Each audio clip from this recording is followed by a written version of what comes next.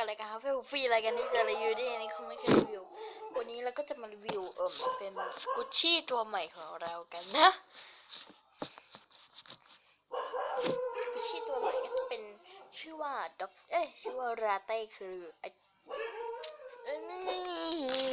นี่คือสกูชี่น่ารักที่จริงมันไม่ใช่สกูชี่หรอกมันคือหมวกเราจะไม่บอกเขาใหม่เขาก็ต้องรู้ใช่ไหมมาตัวนี้ก็ชื่อเกิน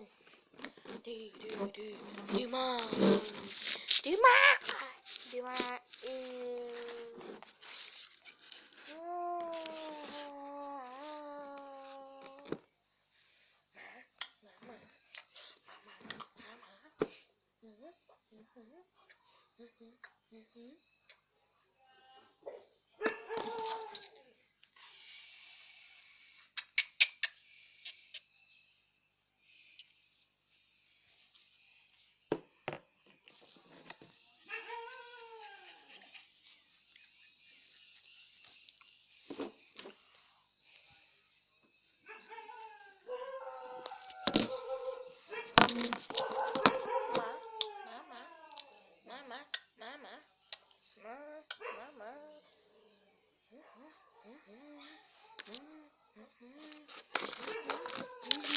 โอ้ my god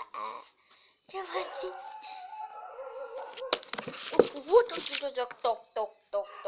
กแล้วไหมล่ะ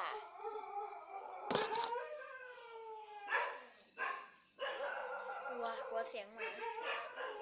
กลัวกลัว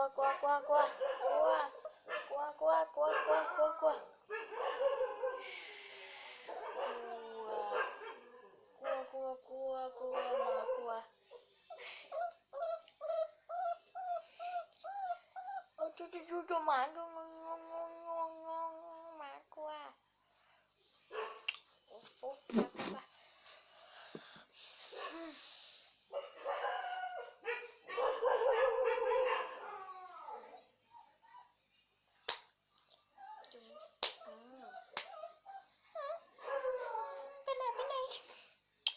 สำหรับวันนี้ก็ขอลาไปก่อนอย่าลืมกด subscribe กดไลค์กดแชร์กันด้วยนะบ๊ายบาย